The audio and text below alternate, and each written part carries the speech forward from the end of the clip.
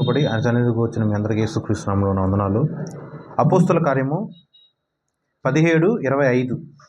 అయితే ఆయన అందరికీ జీవమును సమస్తమును దయచేయువాడు కనుక తనకు ఏదైనా కొదవ ఉన్నట్టు మనుషుల చేతుల్లో సేవింపబడువాడు కాడు.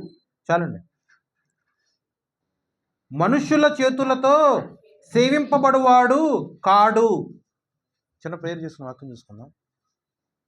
అపోస్తల కార్యము 17:25. స్తోత్రమైన మహాగణుడ, మహోన్నతుడ, గడ్డి పరకతో సైతం నువ్వు మాట్లాడించగలను సమర్థవంతుడు ప్రభు. నేనైతే గాడిద కన్నా గడ్డి పరక కన్నా హీనంగా ఉన్నా ప్రభువ. నీ కృపలో కనికరించి నీ క్షమాపణలో నన్ను నిలబెట్టి నీ యొక్క వాక్యము మేమందరము ధ్యానము చేయుచుండగా, మాట్లాడుకొనుచుండగా, వివరించుకొనుచుండగా నీ యొక్క శక్తితో, నీ యొక్క బలముతో నువ్వే నింపు ప్రభువ. నీ యొక్క వాక్యం వింటున్న నీ యొక్క బిడ్డలందరినీ నువ్వే దర్శించు. లూదియా హృదయము ప్రభువు తెరిచెను అన్ని లేఖను చెప్పుచున్న ప్రకారము ఈ యొక్క వాక్యము వారి హృదయములను తెరుచున్నట్లు వినగలిగిన చెవులు గ్రహించే ఆత్మ ప్రతి ఒక్కరికి నువ్వే అనుగ్రహించమని యేసుక్రీస్తు నామమున ప్రార్థన చేయుచున్నాను తండ్రి, ఆమెన్. అపోస్తల కార్యము 17:25. జాగ్రత్తగా చదువుచిన వాళ్ళందరూ జాగ్రత్తగా చదువుకోండి.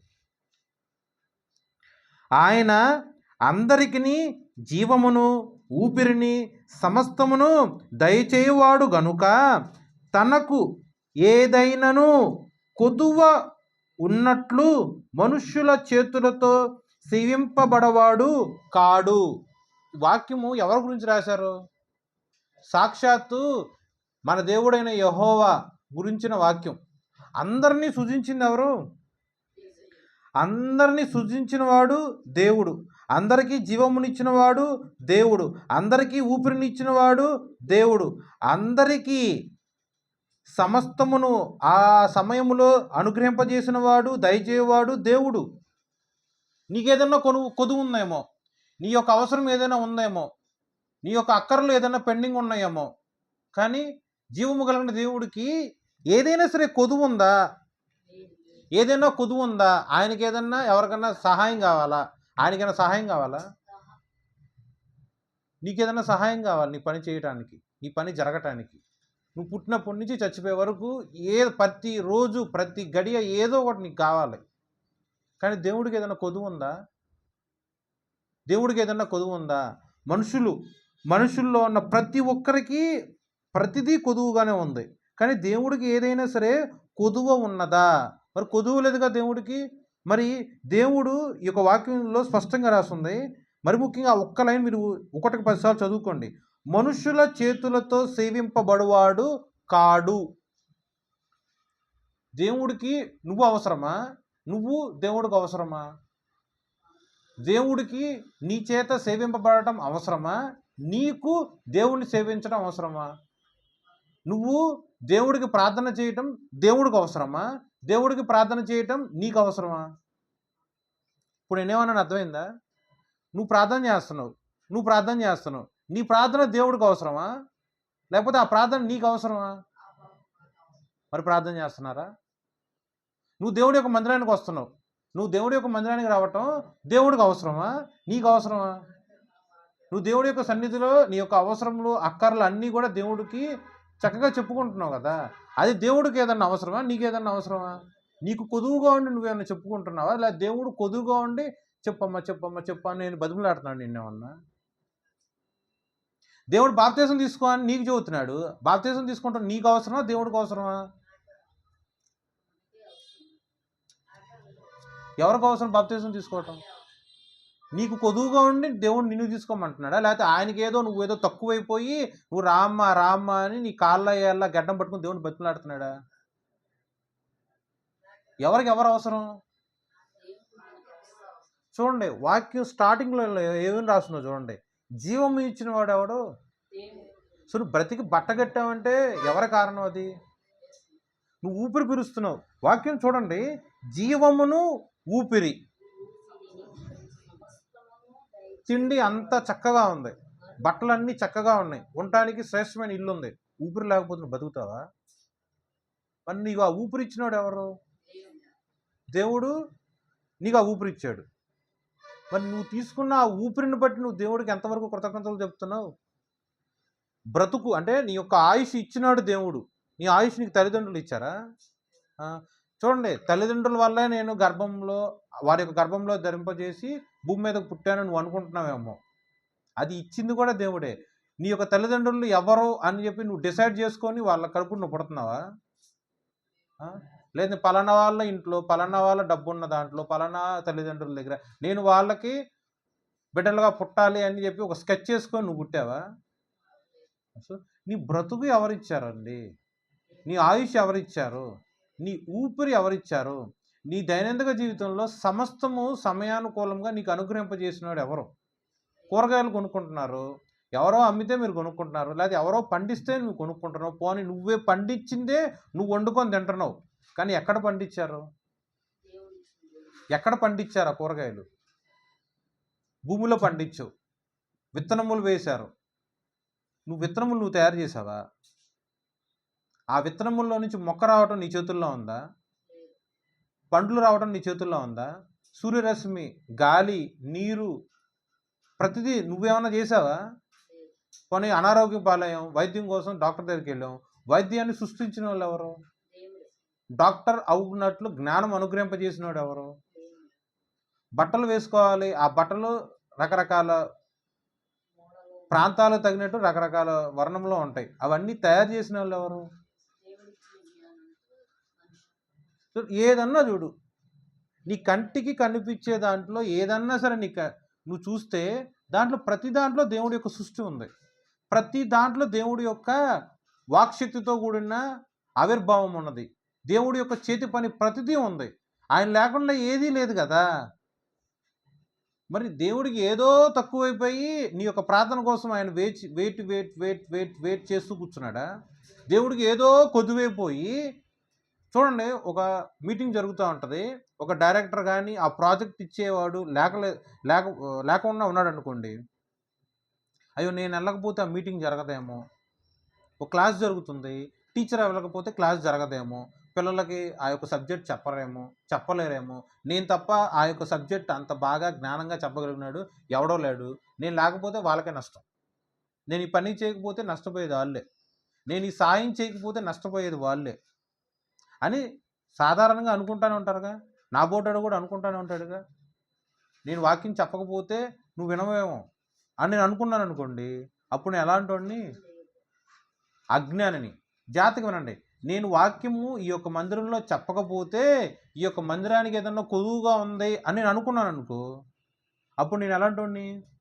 అజ్ఞానంతో ఉన్నవాడిని. ఎలాంటి వాడిని? గాడిదకు దేవుడు వాక్కునిచ్చాడు, మరి మాట లేని మూగజీవికే దేవుడు వాక్శక్తినిచ్చి మాట్లాడించినాడు. మాట కలిగిన మనిషి ద్వారా దేవుడు మాట్లాడించలేడా? రాళ్ళు రప్పలు సైతము దేవుడి యొక్క నామాన్ని స్తుతింపజేయగలిగిన ఆయనకి శక్తి ఉంది. ఆయన నన్ను వాడుకోవటం మాత్రమే ఆయన పని ఏంటి? ఆలోచన చేయండి. ఎవరికి ఎవరు అవసరం? నీకు దేవుడు అవసరమా? దేవుడు నీకు అవసరమా? దేవుడికి ఏదో తక్కువైపోయి నిన్ను బాప్తిసం తీసుకోమని చెప్పాడా? దేవుడికి ఏదో తక్కువైపోయి నీ చేత ప్రార్థన చేయి అని చెప్పి అద్దాగా అడుగుతూ ఉన్నాడా? బాప్తిసం తీసుకుంటే మనం అగ్నిగుండం పాలము, దానివల్ల లాభం ఎవరికి? నాకే. నేను దేవుడి యొక్క సన్నిధిలో ఉంటా, లాభం ఎవరికి? నాకే. దేవుడి యొక్క ఉచితమైన కృప నా మీద ఉంటుంది, లాభం ఎవరికి? దేవుడి యొక్క కృప నా మీద కుమ్మరింపబడి ఉన్నప్పుడు నా తల్లి నా తండ్రి ఆయన నాకు ఉంటాడు, ఎవరికి లాభం? తండ్రి యేసయ్యకా నాకా? ఏదన్నా తీసుకో, నీ బతుకు ఎట్లన్నా ఉండని, నువ్వు దేవుడికి అవసరమా లేక దేవుడు నీకు అవసరమా? ఒకే ఒక పాయింట్ ఆలోచించుకొని చెప్పు.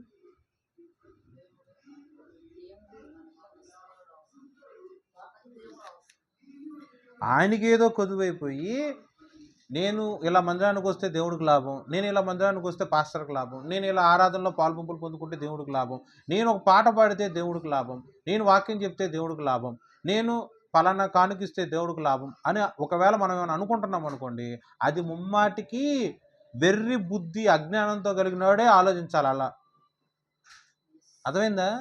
ఎక్కడా కూడా ఏ సందర్భంలో అయినా సరే, ఏ స్థితిగతుల్లో అయినా సరే దేవుడికి కొదువ లేదు.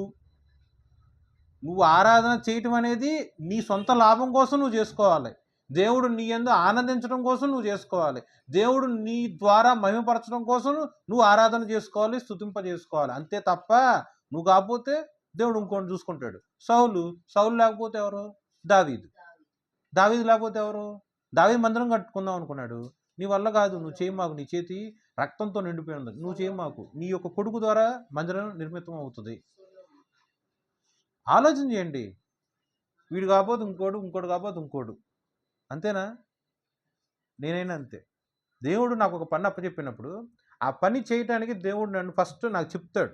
నేను ఆ పని చేయకుండా దూరంగా ఇంకా దూరంగా ఉండి ఎక్కడికో వెళ్ళిపోయాను అనుకో, దేవుడు ఏం చేస్తాడు?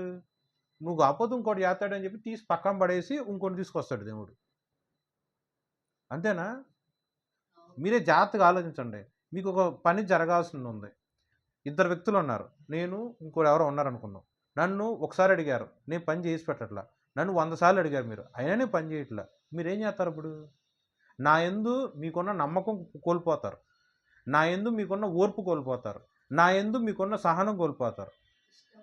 ఎన్నిసార్లు అడిగినా వీళ్ళు చేయట్లేదు కాబట్టి చెయ్యి అని చెప్పి నన్ను వదిలేసి పక్కనవాడి దగ్గరికి వెళ్ళి ఆ పని చెయ్యవని అడుగుతారు. వాడు చేశాడు అనుకుందాం. వాడు చేసిన తర్వాత ఇంకెప్పుడైనా సరే మీరు నా మొహం చూస్తారా? నా దగ్గరికి వస్తారా? నన్ను ఏమైనా అడుగుతారా? మనుషుల దగ్గరే ఎలా ఉన్నప్పుడు మరి దేవుడు ఎలా ఉంటాడు? ఆయనకి రోషం రాదా? ఆయన కోపం రాదా? మనిషి పుట్టు నీకే ఇంత రోషం, ఇంత పౌరుషం, ఇంత కోపం ఉన్నప్పుడు నిన్ను సృష్టించిన దేవుడికి రోషం ఉండదా? ఆయన యొక్క చేతులతో నిమిత్తంగా ఉన్న నీకే ఎంత పౌరుషం ఉంటే నిన్ను సృష్టించిన దేవుడికి ఎంత ఉండాలి? తల్లిదండ్రులు గొడవపడ్డారు, పిల్లలు వచ్చి తల్లిదండ్రుల మీద అరుస్తూ ఉంటారు, చాలా కామన్గా మాట్లాడతారు కదా. నేను నిన్ను కన్నా నీకే ఎంత కోపము, ఇంత రోషం ఉంటే నిన్ను కన్నోడిని నాకెంత కోపం ఉండాలి, నాకెంత రోషం ఉండాలి అంటారా? అనరా? మరి ఆలోచించండి. ఎన్నాళ్ళ మట్టుకు ఇలాగే ఉంటాం? అందరికీ జీవమును, అందరికీ ఊపిరిని, అందరికీ సమస్తమును దయచేయవాడు దేవుడే గనుక తనకు ఏదైనాను కొదువ ఉన్నట్లు మనుషుల చేతులతో సేవింపబడవాడు కాడు. నీ యొక్క చేతితో నువ్వేం చేస్తావు? ఏదైనా నైవేద్యం చేస్తామేమో. నీ యొక్క చేతి పనులు ఏమేమి ఉంటాయి? కొన్ని బయట గుడి చూసుకుందాం, గుడే విగ్రహారాధనలోనూ గుడి చూద్దాం. వాళ్ళు ఒట్టి చేతులతో వస్తారు గుడికి వెళ్ళేటప్పుడు. స్త్రీలు అయితే పలానా నైవేద్యానికి లేకపోతే హోమానికి కావాల్సిన కొబ్బరికాయలు అవ్వచ్చు, ఇంకా వగేరా మొత్తం తెస్తారు. పురుషులు కూడా అట్లాగా అనుకోండి. మరి దేవుడి యొక్క సన్నిధికి, జీవము కలిగిన దేవుడి యొక్క సన్నిధికి కూడా మీ చేతుల్లో ఏదో తీసుకొచ్చి చర్చికి వస్తే మీరు ఏం చేస్తారు? ఒక పండగ అంటే క్రిస్మస్ అవ్వచ్చు, ఈస్టర్ అవ్వచ్చు, ఏదైనా స్వీట్ తెస్తారేమో, హాట్ తెస్తారేమో. మందిరంలో ఎవరైనా భోజనాలు పెట్టాల్సిన ప్రేరేపణ కలిగితే దానికి తగినట్టు పదార్థాలు ఇస్తారేమో. లేకపోతే ప్రతి ఆదివారం మీ ఏదన్నా సరే కానుకలు ఇస్తారేమో. నెలలో ఒకసారి మీ యొక్క దశమ భాగము కానీ భూఫలము కానీ మీరు ఇస్తారేమో. వాక్యం ఏం చెబుతుంది ఇక్కడ? నీ చేతులతో సేవించుటకు ఆయనకి ఏదైనా కొదువు ఉందా? నువ్వు ఏ చేతులతో ఏం తీసుకొచ్చినా సరే దాని మీద దేవుడు దృష్టి పెట్టడం. నీకు ₹1,00,000 జీతం అయితే ₹1,00,000 తీసుకొచ్చి దేవుడి సన్నిధిలో పెట్టినా దేవుడు దాని మీద దృష్టి పెట్టడం. నీ యొక్క భూఫలము 100 ఎకరాల్లో 100 ఎకరాలకు ఎంతైతే పంట వచ్చిందో అంత పంట తీసుకొచ్చి దేవుడి యొక్క సన్నిధిలో నువ్వు సమర్పించినా దేవుడు దాని మీద దృష్టి పెట్టడం. భూమి ఆయింది, భూమిలో ఉన్న 100 ఎకరాలు ఏ పాటిదండి? సకల విధమైన ధనం అయింది, మరి ₹1,00,000 ఏం మూలకు వస్తుంది ఆయనకి? వెండి అయిందే, బంగారం అయిందే. ఆయనకి ఏం కొదువుగా నేను అడుగుతున్నాడు? నీ హృదయాన్ని మాత్రమే ఆయన అడిగాడు. నీ హృదయముతో దేవుణ్ణి ఆరాధించాలి, అదొక్కటే ఆయన అడిగాడు. అది ఆయన కోసం, ఆయన స్వార్థం కోసం ఆయన అడుగుతున్నాడా, లేకపోతే నీ ప్రయోజనం కోసం దేవుడు అడుగుతున్నాడా? మీరు బహుగా ఫలించుట తండ్రి యొక్క చిత్తమై ఉన్నది కాబట్టి ఆత్మ నీలో వర్ధిల్లున్న ప్రకారము నువ్వు అన్ని విషయాల్లో సౌఖ్యము కలిగి బ్రతుకుతావు కాబట్టి నువ్వు నన్ను ఆరాధించు.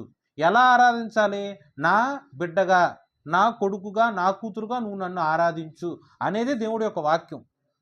ఆదికాండం నుంచి ప్రకటన గ్రంథం వరకు ఒకటే. చేతి పనులతో దేవుడు ఎక్కడా కూడా దాని మీద లక్ష్య పెట్టడం. నువ్వేం కానుకలు తెస్తున్నావు కూడా లక్ష్య పెట్టడం. ఒక ముసలమ్మ ఉంది, మందిరంలో ఉన్న వాళ్ళందరూ రకరకాల కానుకలన్నీ గొప్పగా ఇస్తున్నారు. కానీ ఆ ముసలమ్మ దగ్గర 2 నాణేలు ఉన్నాయి. ఆ 2 నాణేలు తప్ప ఇంకేం లేదు. అదే 2 నాణేలు తీసుకొచ్చి దేవుడి యొక్క సన్నిధిలో సమర్పించింది. మరి దేవుడి యొక్క కంటి చూపు ఆ 2 నాణేల మీద ఉందా? లక్షల కొలది, కోట్ల కొలది ఇచ్చిన కానుకల మీద దేవుడి యొక్క దృష్టి ఉందా? ఏ హృదయంతో ఆ యొక్క నాణాలు దేవుడి యొక్క సన్నిధిలో సమర్పించిందో అది మాత్రమే దేవుడు దృష్టి పెట్టాడు. అదే మన వరకు వద్దాం. ఏళ్ల తరబడి మందిరానికి వస్తాం, సంవత్సరాల తరబడి ఆరాధనలకు వస్తాం. వాక్యం వినరా అంటే ఆ వాక్యం వింటాం. వాక్యం తెలియదా అంటే ఆ వాక్యం తెలుసు. బాప్తీసం తీసుకోరే. బాప్తీసం తీసుకోకుండా నువ్వు విన్న వాక్యాన్ని నువ్వు ఆచరణలో పెడుతున్నావు అనడానికి ప్రూఫ్ ఏది? చూడండి, బడిలో చదువుకునే పిల్లలు ఒకానొక సందర్భంలో ఒక ఎగ్జామ్ పెడతారు. ఆ 1వ తరగతి పాస్ అయితేనే 2వ తరగతిలోకి వస్తారు. అవునా? నువ్వు ఆ ఎగ్జామ్ పాస్ అవ్వాలంటే విన్న ఆ యొక్క చదువుని ఎగ్జామ్లో రాసి పాస్ అయితేనే కదా. దేవుడు కూడా అంతే, వాక్యంలో నీకు చెప్తూ మాట్లాడుతూనే ఉంటాడు. ఏం చెప్పాడు? ఒకటే, కొండలు మోయమన్నాడా? రాళ్ళు రప్పలు మోయమన్నాడా? కొన్ని ఆస్తి అవస్థ తీసుకొచ్చి ఆయన చేతిలో పెట్టమన్నాడా? ఏం చేయమన్నాడు?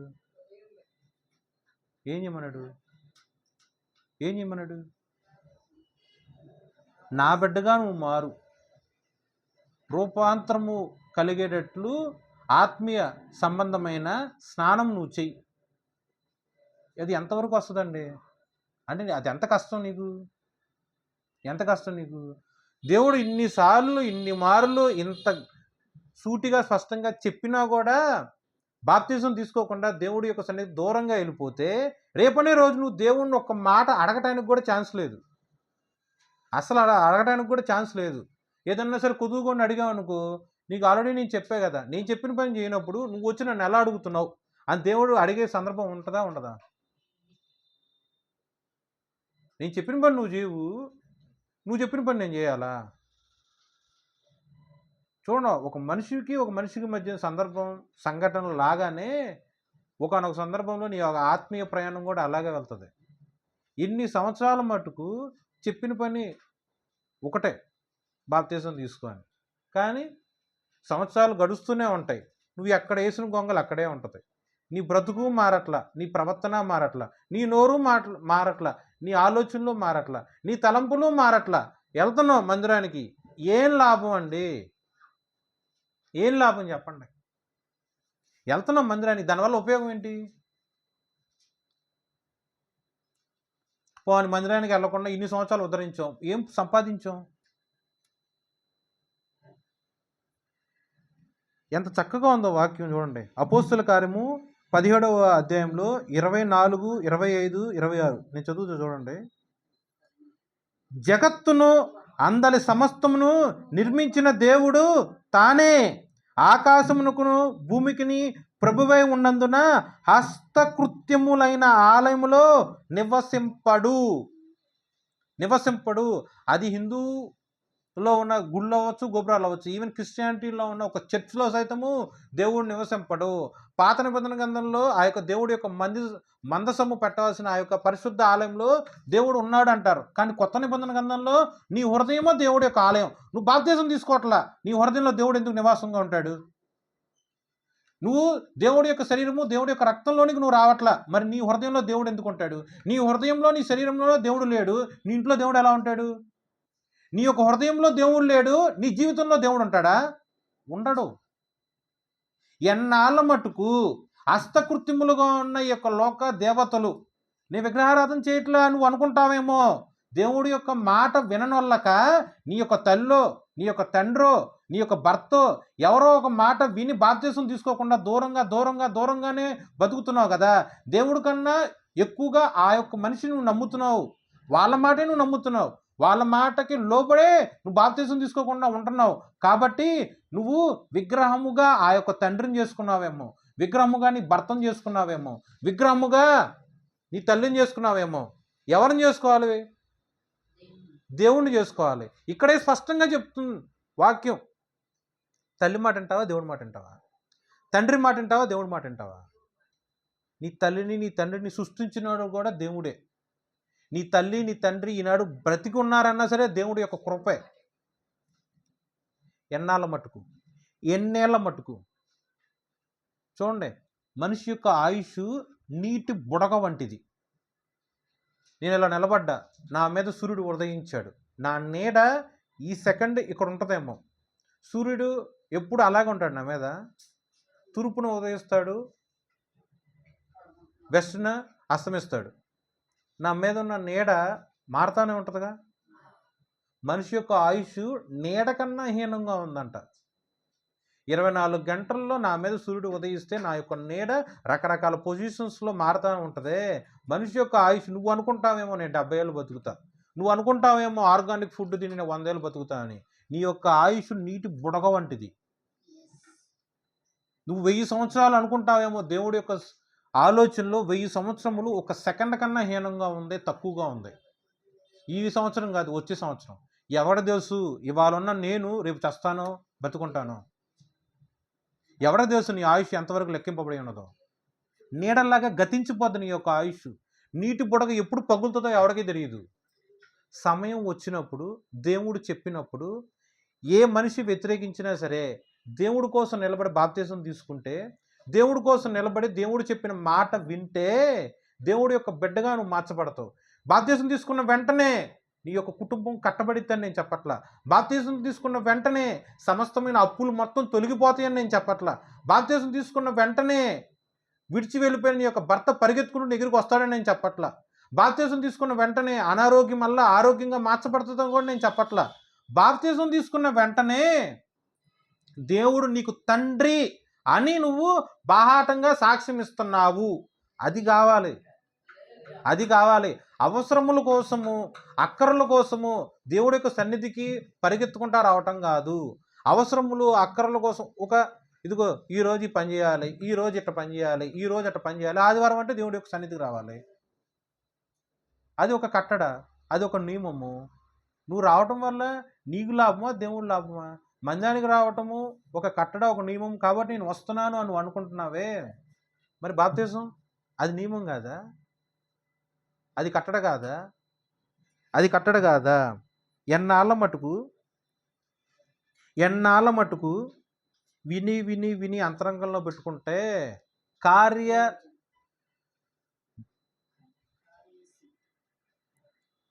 జగత్తును అందలి సమస్తమును నిర్మించిన దేవుడు తానే ఆకాశమునకును భూమికిని ప్రభువై ఉన్నందున హస్తకృత్యములైన ఆలయములో నివసింపడు. ఆయన అందరికిని జీవమును ఊపిరిని సమస్తము దయచేవాడు గనుక తనకు ఏదైనా కొదువ ఉన్నట్లు మనుషుల చేతులతో సేవింపబడువాడు కాడు. ఏమర్థమైంది ఇప్పటి వరకు? ఏమర్థమైంది? మళ్ళీ మొత్తం కలిపి ఒకే ఒక పాయింట్ జాగ్రత్తగా ఒళ్ళు దగ్గర పెట్టుకున్నానండి. నువ్వు మందిరానికి రావటం వల్ల దేవుడు ఒరిగేది ఏమైనా ఉందా? నువ్వు రాకపోతే దేవుడికి నష్టం ఏమైనా ఉందా? వాక్యం ఆ చర్చిలో వెంకటేష్ లేకపోతే వాక్యం చెప్పేవాళ్ళు ఎవరు లేరు అని నేనే నన్ను గురించి నేనే అనుకున్నాను అనుకోడు. దేవుడు ఏం చేస్తాడు? నువ్వు కాకపోతే ఇంకోడు, నువ్వు కాకపోతే ఇంకోరు. దేవుడు పని చేయటానికి మనిషి అవసరంలా.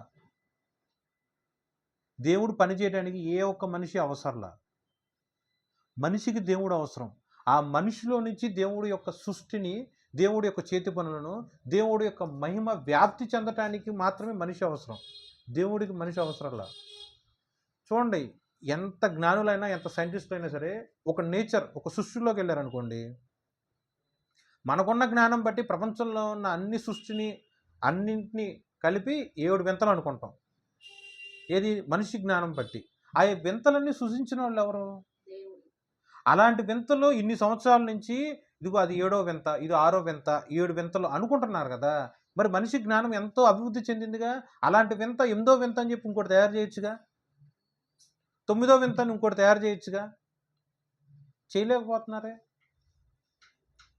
వర్షం రా ఈ సమయంలో కురిపించలేరే. సూర్యుడు ఆగిపో, వెనక్కి వెళ్ళిపో, సూర్యుడు వెళ్ళట్లేదే. ప్రపంచంలో ఉన్న ప్రతిదీ, ఈ యొక్క నేచర్లో ఉన్న ఏదైనా సరే దేవుడే సృష్టికర్త.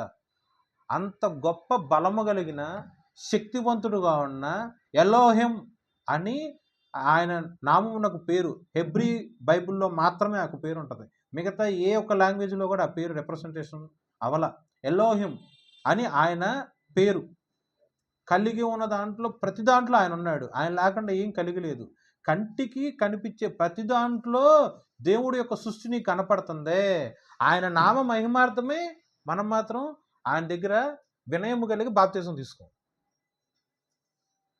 అప్పుడు నువ్వు ఎవరు బిడ్డవే? నువ్వు ఎవరి మాట వింటున్నావు?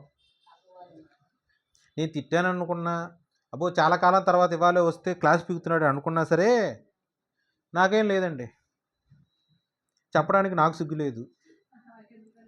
ఆయన అందరికీ జీవమును ఊపిరిని సమస్తమును దయచేవాడు గనుక దేవుడికి ఏదైనా కొదువ ఉన్నట్లు నీ చేతులతో దేవుడిని సేవించటం ఆయన ఎక్స్పెక్ట్ చేస్తున్నాడా? ఆవిడ ఎక్స్పెక్ట్ చేస్తున్నాడా?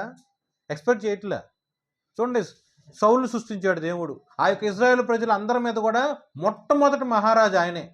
న్యాయాధిపతుల యొక్క పీరియడ్ కాలం అంతమైపోయిన తర్వాత నాకు ఒక రాజు కావాలని ఇజ్రాయేల్ ప్రజలు అడిగిన తర్వాత దేవుడి యొక్క కృపలో దేవుడి చేత ఎన్నిక చేయబడిన సౌలు అనేవాడు ఫస్ట్ రాజు. ఆ రాజు ఆరంభంలో చక్కగా ప్రవర్తించాడు. తర్వాత ధనము మీద, అధికారం మీద, పశు సంపద మీద, సృష్టిలో ఉన్న ఆ యొక్క ఉత్పత్తుల మీద ఆశ కలిగి పడిపోయాడు. దేవుడు చూశాడు. ఎన్నిసార్లు చెప్పిన మాట వింటలా. ఏం చేశాడు? వదిలివేశాడు. దేవుడు వదిలేసిన తర్వాత, దేవుడు విసర్జించిన తర్వాత, విసర్జన అంటే ఏంటండి? వదిలివేసిన తర్వాత అంటే ఇంకేంటి? అసలు విసర్జన అంటే ఏంటి? విసర్జించింది మళ్ళీ ఎప్పుడన్నా సరే నువ్వు తిరిగి పట్టుకుంటావా? తీసుకుంటావా? విసర్జించేసావు, తీసుకొచ్చి మళ్ళీ నీ ఇంట్లో అలాగే పెట్టుకుంటావా? పెట్టుకుంటారు ఎప్పుడన్నా ఏదన్నా? ప్రాక్టికల్గా ఆలోచిద్దాం. ఇదేంటిది? దీని అర్థం ఏంది?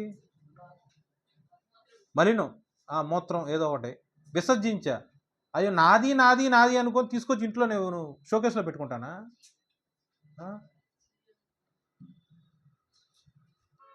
అంత ప్రాక్టికల్గా ఆలోచించు. దేవుడు ఒక్కసారి నిన్ను పెంటగా ఎంచి విసర్జిస్తే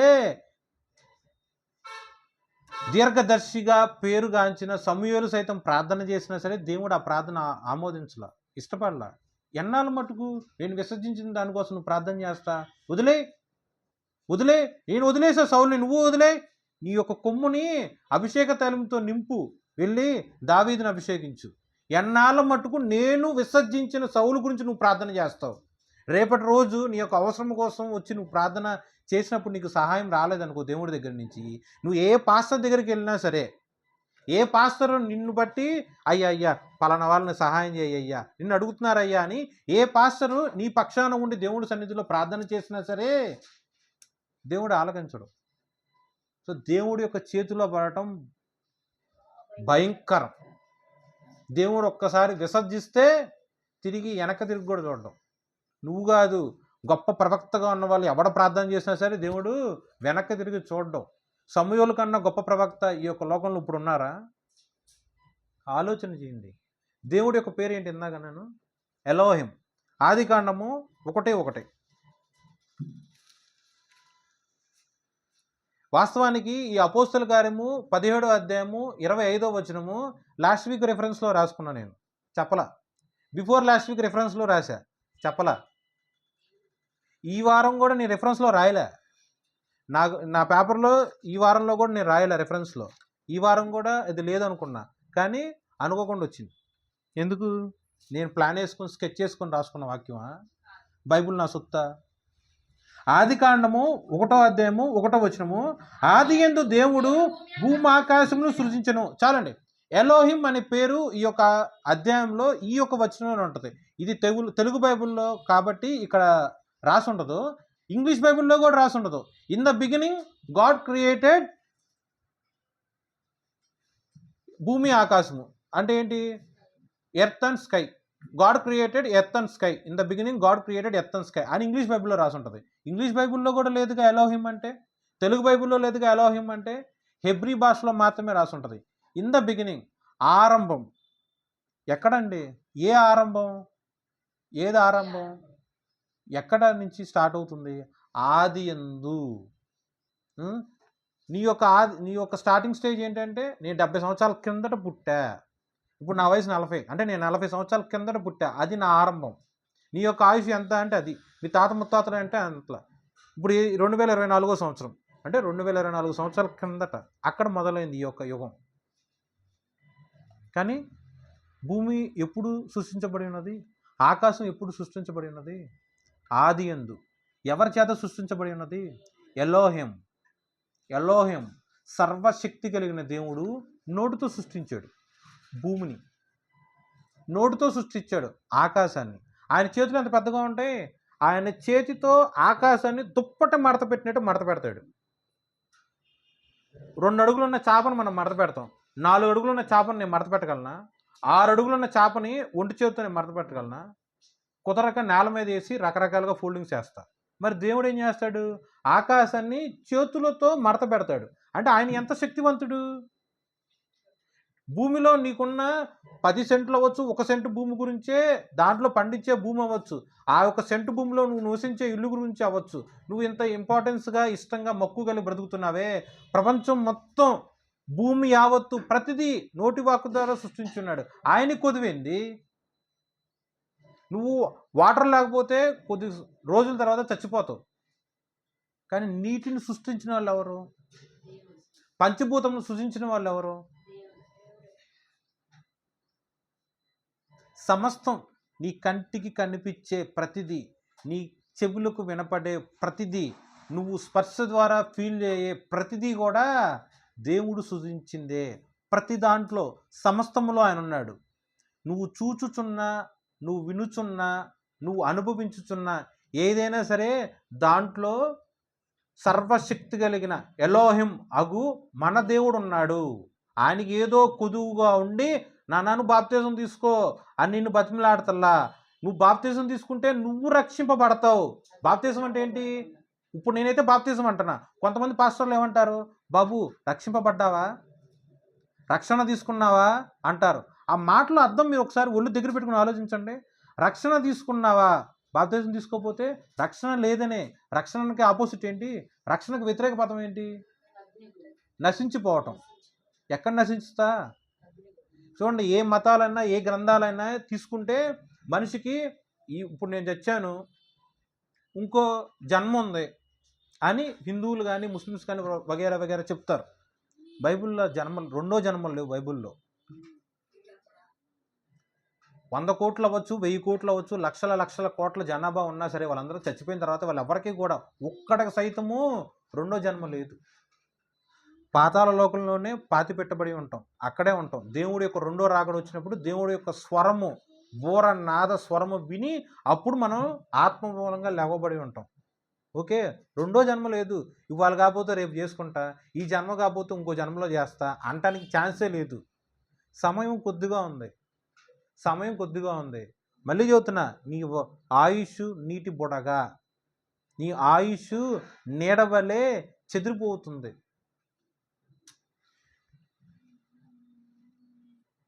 ఆది యందు దేవుడు భూమి ఆకాశములను సృజించెను.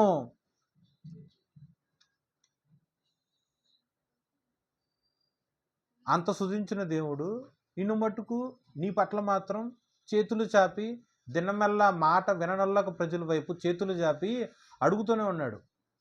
వింటావా? ఇదిగో ఇది వాక్యం. వింటావా? ఇదిగో ఇది క్రియ. వింటావా? ఇది క్రమం అని నీకు చెప్తూనే ఉన్నాడు.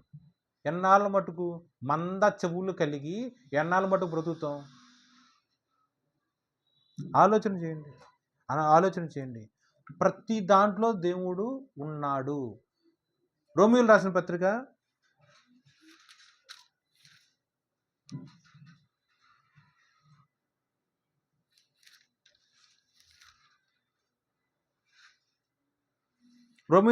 9వ అధ్యాయము 20వ వచనం. ఓ మనుషుడా, దేవునికి ఎదురు చెప్పుటకు నీవెవడవు? నన్నెందుకు ఇలాగు చేసితవని రూపింపబడినది రూపించిన వానితో చెప్పునా. మీకు చదువు వచ్చినట్లయితే ఈ యొక్క 20వ వచనము జాగ్రత్తగా చదవండి. దాంట్లో నీ గురించి దేవుడు ఒక మాట మాట్లాడుతున్నాడు, దేవుడు గురించి ఒక మాట మాట్లాడుకుంటున్నాడు. ఓకే, నా గురించి అంటే మనందరి గురించి దేవుడు ఒక మాట మాట్లాడుతున్నాడు. అలాగే దేవుడి గురించి ఒక మాట మాట్లాడుకుంటున్నాడు. ఆ యొక్క 20వ వచనంలో దేవుడు ఎలాంటోడంట? రూపించిన వాడు. మనం అందరం ఎలాంటి వాళ్ళం? రూపింపబడిన వాళ్ళం. దేవుడు ఎలాంటి వాడు? రూపించిన వాడు. మనం అందరం ఎలాంటి వాళ్ళం? రూపింపబడిన వాళ్ళం. ఓకే, 9వ అధ్యాయము 20వ వచనం. ఒక పాత్ర వెళ్ళి కుమ్మరోడి దగ్గరికి వెళ్ళి, బాబు నేను గ్లాస్ రూపంలో ఉండాలి, బాబు నేను జగ్గు రూపంలో ఉండాలి, నేను బిర్యానీ పాట్లాగా ఉండాలి, నేను అన్నం వండుకునే పాత్రలాగా ఉండాలని ఒక కుమ్మరోడి దగ్గరికి వెళ్ళి ఒక పాత్ర అడుగుతుందా? అడగలుగుతుందా? బైబిల్ కూడా అలాంటి ఉపమానంతో కూడిన వాక్యం మాట్లాడుతుంది. నువ్వైనా నేనైనా ఎలాంటి వాళ్ళం? దేవుడి యొక్క చేతులలో రూపింపబడిన వాళ్ళం. రూపింపబడిన నేను, రూపింపబడిన నువ్వు వచ్చి బాప్తిసం తీసుకో అని చెప్పిన దేవుడి దగ్గరికి వచ్చి, ఇప్పుడు కాదు రేపు, రేపు కాదు ఎల్లుండు, ఒక వారం, ఒక సంవత్సరం, ఇదిగో నాకు పలానా ప్రాబ్లమ్స్ ఉన్నాయి, అవన్నీ సాల్వ్ అయిపోయాక తీసుకుంటా, ఇదిగో నాకు పలానా కష్టం ఉంది, ఈ కష్టం అంతా పోయాక తీసుకుంటా, ఇదిగో పలానా సమస్యలు ఉన్నాయి, ఈ సమస్యలన్నీ పోయాక తీసుకుంటా. ఇన్నాళ్ళు మటుకు ట్రై చేస్తున్నావుగా, సమస్య ఏమన్నా వెంట్రుకంత దూరం అన్నా సరే కదిలింపబడిందా? నీ చేతుల్లో ఉన్నది నువ్వు ఏదైనా సరే సాల్వ్ చేసుకోగలిగావా? మనం ఎలాంటి వాళ్ళం? మన బ్రతుకు ఎలాంటిది? రూపింపబడిన వాళ్ళం. దేవుడు ఎలాంటి వాడు? నిన్ను రూపించినాడు, నిన్ను నిర్మించినాడు. మరి మనం వెళ్ళి దేవుడి దగ్గరికి వెళ్ళి దేవుడికి ఎదురు సలహాలు ఇస్తా కూర్చున్నాం అనుకో, ఆలోచన చేయి. సర్వజ్ఞాని వచ్చి అక్కడ కూర్చున్నాడండి, ఒక మనిషే ఇలా కూర్చున్నాడు. ఒక పసిపిల్లాడు, బడికెళ్ళే పిల్లాడు వచ్చి, సరే ఐన్స్టీన్ తెలుసుగా మీకు, గొప్ప శాస్త్రవేత్త, ఆయన వచ్చి కూర్చున్నాడు. ఒక చిన్న పిల్లాడు వచ్చి, ఐన్స్టీన్ ఇదిగో అగ్గిపుల్లని ఇలా అంటే వెలిగిత్తి, ఇదిగో లైట్ స్విచ్ చేస్తే లైట్ వెలిగిత్తి, ఇలా ఇలా ఇలా చెప్తున్నాడు అనుకోండి, ఐన్స్టీన్ మనసులో ఏమనుకుంటాడు? నాకు తెలియదు అవన్నీ, లైట్గా తయారు చేసింది నేనే కానీ ఎడిసన్ అనుకోడా? నువ్వే నీ కడుపును పుట్టిన నీ పిల్లలు వచ్చి నీ దగ్గరికి వచ్చి ఇలా ఏదో ఒకటి ఏదో నీకు చెప్తున్నారనుకోండి, పెన్ను భలే రాస్తుంది, లేకపోతే అమ్మ పెన్నుని ఇలా ఎప్పతీస్తే దాంట్లో నుంచి రీఫిల్ వచ్చిందమ్మా అని పలానా ఏదో నీకు చెప్తున్నారనుకోండి, వాళ్ళకి అది ఆశ్చర్యంగానే ఉంటుంది, వాళ్ళకి అది గొప్పగానే ఉంటుంది. నీకు ఎలా ఉంటుంది? తెలుసులేరా అంటారు.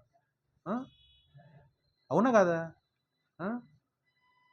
ఇలాంటి ఉపమానమే దేవుడి దగ్గర పెట్టుకో ఒకసారి. నీ యొక్క సమస్య ఏదైనా సరే తీసుకొచ్చి దేవుడి దగ్గరికి వచ్చి ఎలా ఎలా చెప్తున్నావు అనుకో, ఆయన ఏమంటాడు? నాకు తెలియకుండా ఎన్ని జరిగినాయి అనుకుంటున్నావా? నేను ఎరుగకుండా ఎన్ని నువ్వు జరిగినాయి అనుకుంటున్నావా? నిన్ను నేను మర్చిపోయాను అనుకుంటున్నావా? నేను వదిలేశాను అనుకుంటున్నావా అని దేవుడు అంటాడా? నువ్వు ఎలాంటి వాడివి, నేనైనా ఎలాంటి వాళ్ళం? రూపింపబడిన వాళ్ళం. దేవుడు ఎలాంటి వాడు? రూపించిన వాడు. సో నీ మాట ఎలా ఉండాలి? ఎప్పుడూ కూడా ఎదిరించినట్టు ఉండకూడదు. వాక్యం మీరు చూడండి, దేవునికి ఎదురు చెప్పుటకు. సో నీ మాట ఎప్పుడు ఎలా ఉండాలి? దేవుడి దగ్గర దేవుడికి ఎదురు చెప్పేవాడిలాగా ఉండాలా? దేవుడి యొక్క మాట వినేవాడిలాగా ఉండాలా? ఎంతమంది పాస్టర్లు ఎన్ని రకాలుగా చెప్పారో నాకు తెలియదు, కానీ ఒకటే సారాంశం. మంచిగా చెప్పినా, కఠినంగా చెప్పినా, బతిమలాడుతూ చెప్పినా, హెచ్చరిస్తూ చెప్పినా, తిట్టి చెప్పినా, కొట్టి చెప్పినా, బతిమలాడుకొని చెప్పినా, బైబిల్ మొత్తం ఒకటే చెప్పిద్ది. రండి, నమ్మండి, విశ్వసించండి, బాప్తిసం తీసుకోండి, దేవుని యొక్క బిడ్డలుగా మారు మనసు పొందండి, నీ యొక్క పాపముల నిమిత్తం ప్రాయశ్చిత్తం కలగండి, దేవుడి యొక్క సన్నిధిలో నువ్వు బ్రతికి ఉంటావు. ఇదే బైబిల్. ఒక మాటలో చెప్పాలంటే ఎవరు చెప్పినా ఇదే చెబుతారు. మార్చి చెప్తారేమో, భాషల మార్పు, చెప్పే పద్ధతిలో మార్పు, కానీ సారాంశం మాత్రం ఒకటే. ఇన్ని పాస్టర్లో ఎంతమంది ప్రవక్తలు నీకు ఎన్నిసార్లు చెప్పినా సరే, రూపింపబడిన నువ్వు కూర్చొని ఎదురు చెప్పుటకు సాహసిస్తున్నావా? ఓ మనుషుడా, నీ బ్రతుకు నీటి బుడగ వంటిది, నీడకన్నా హీనంగా ఉంది నీ యొక్క ఆయుష్. దేవుడు లెక్కిస్తే ఎంత, దేవుడు జల్లెడ వేస్తే నువ్వెంత? ఆలోచన చేయండి. దీనికి చిన్న ఉదాహరణ మాట్లాడతా. 2వ సమూయేలు, మీకు ఈ కథ తెలుసుగా. దావీదు గారు ఉన్నారు. దావీదు గారు మహా చక్రవర్తి అయిన తర్వాత ఒకనొక సందర్భంలో పలానా చోట నాకు ఊరు పేరు పెద్ద గుర్తులేదు, ఒక పలానా చోట దేవుడి యొక్క మందసం ఉందంట. ఆయన దావీదు గారు ఎలాంటి ఆయన, దేవుడికి బాగా ఇష్టడు, దేవుడి యొక్క హృదయానుసారుడు, దేవుడి యొక్క సన్నిధిలో చక్కగా ప్రార్థన చేసుకునేవాడు. ఓకే, దావీదు గారు ఏమనుకుంటారు, ఇదిగో పలానా వాళ్ళ ఇంట్లో దేవుడి యొక్క మందసం ఉంది. మందసము ఒక సాధారణమైన ఇంట్లో సాధారణంగా ఆ మందసం ఉండటం నాకు ఇష్టం లేదు. గొర్రెల దొడ్డులో ఉన్న నన్ను తీసుకొచ్చి దేవుడు మహాచక్రవర్తిగా చేసి ఉన్నాడే, అలాంటి దేవుడి యొక్క మందసము ఒక సాధారణమైన పూరుగుడిసెలో ఉండటమా, లేకపోతే ఒక సాధారణమైన ఇంట్లో ఉండటమా? అలా ఉండకూడదు. దేవుడి యొక్క మందసము తీసుకొచ్చి దేవుడి యొక్క ఆలయంలో, లేకపోతే దేవుడికి నిర్ణయించిన స్థలములో బాహాటముగా ఆర్భాటముగా తీసుకొచ్చి అక్కడ స్థాపింపాలి, అక్కడ పెట్టాలి అని చెప్పి ఆయనకు ఒక మక్కువ కలుగుతుంది. వెంటనే వందల కొద్ది వేల కొద్ది శూరులను యుద్ధం చేయడానికి కోసం కూడా కాదు, వీళ్ళందరినీ కూడా జన సమూహమును ఒక మంచి ఆనందంతో యాంగ్జైటీతో వెళ్తాడు, అందరినీ తీసుకెళ్తాడు. ఒక పొలిటికల్ లీడర్ వచ్చినప్పుడు ఒంటరిగా వెళ్తారా, ఊర్లో వాళ్ళందరినీ స్వాగతం పలుకుతారుగా, అట్లాగే దావీదు గారు చాలా వందల కొద్ది వేల కొద్ది మనుషులను తీసుకుని వెళ్తారు, ఆ యొక్క ప్రాంతానికి వెళ్తారు. ఆ ప్రాంతంలో అక్కడ ఉన్న మందసాన్ని అప్పుడే ఎడ్ల బండి, అంతకుముందు ఆ ఎడ్ల బండి మీద ఎవరు కూర్చోలా, ఏ పని చేయలే. సో కొత్త ఎడ్ల బండి, ఎప్పుడు ఏది మొయ్యల ఆ యొక్క ఎడ్లు కూడా. సో కొత్త ఎడ్లు, బరువు మోయిని కొత్త ఎడ్లు తీసుకొచ్చేసి ఆ యొక్క ఎడ్ల బండి అనుకోండి, ఎడ్ల బండి మీద ఆ యొక్క మందసం పెట్టుకొని చక్కగా తోలుకుంటూ వస్తారు. కొద్ది దూరం వస్తారు. కొద్ది దూరం వచ్చాక ఎడ్లకు ఎన్ని కాళ్ళు ఉంటాయి? ఎడ్లు పశువులకు 4 కాళ్ళే ఉంటాయి కదా, 4 కాళ్ళు స్లిప్ అవ్వాలా. నేను ఒక ప్రాంతంలో నడుస్తూ ఉన్నప్పుడు 2 కాళ్ళు కలిగిన వాడిని, ఒక కాలు నాకు జారింది అనుకోండి, నేను పడచ్చు.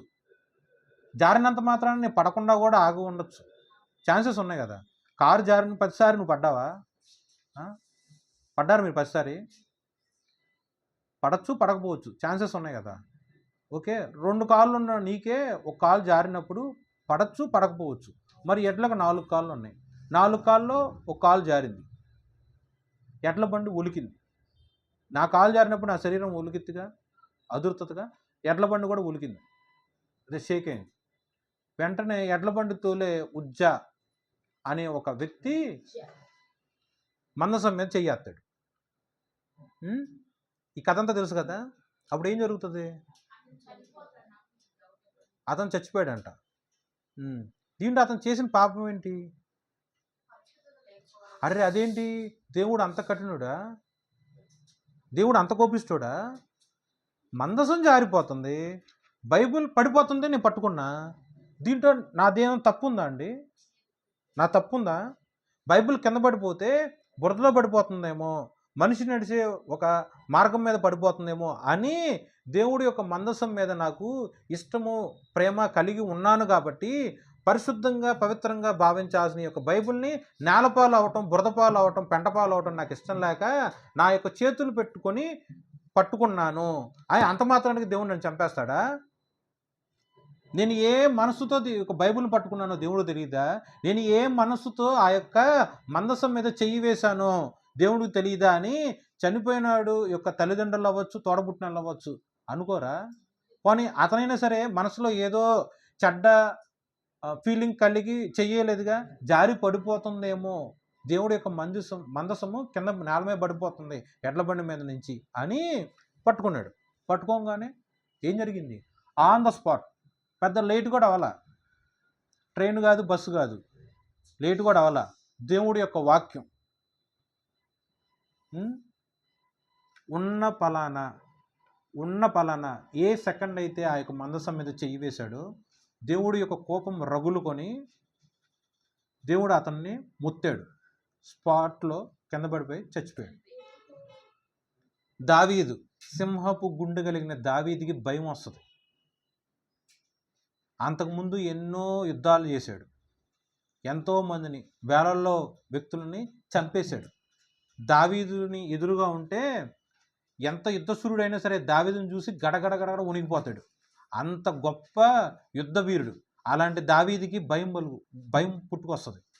భయం రాగానే ఎమ్మటే ఏ ప్రదేశంలో అయితే ఆ యొక్క మరణం జరిగిందో అక్కడే అక్కడున్న ఒక వ్యక్తి ఉంటాడు, ఆ వ్యక్తి ఇంట్లో ఆ యొక్క మందసం తీసుకొచ్చి అక్కడ పెట్టేసేసి ఎడ్ల బండి మీదే పెట్టేసేసి ఆడ నుంచి వెళ్ళిపోతారు. ఒకసారి నువ్వు ఆలోచించి ఆ పరిస్థితిలో నువ్వు ఉన్నావు. మందసం బదులు బైబిలే ఉంది. ఉజ్జా అని ఒక వ్యక్తి బదులు నువ్వే ఉన్నావు. బైబిల్ పడిపోతుంది, నువ్వు చేయి పెట్టి పట్టుకున్నావు. దేవుడికి కోపం రగులుకొని ఆయన నిన్ను వచ్చి ముత్తాడు, అంటే ఒకడు పీకాడు. దేవుడి యొక్క చేయి చాలా పెద్దది కదా, దేవుడికి అసాధ్యమే ఉంది. స్పాట్లో మనం చచ్చిపోయాం. అప్పుడు ఏ పాపం చేశాడని చెప్పి ఆ వ్యక్తి చచ్చిపోయాడు అంటే దేవుడు అన్యాయస్తుడా? దేవుడు కోపిస్తాడా? అన్యాయస్తుడు కాదు, ఉజ్జా ఏదో చేసి ఉంటాడు. ఎప్పుడో చేసిన పాపం ఆ క్షణాన్ని బయటపడిందంటావా?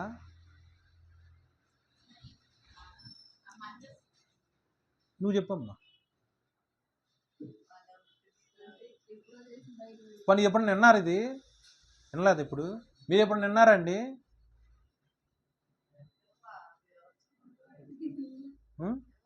వినలేదు.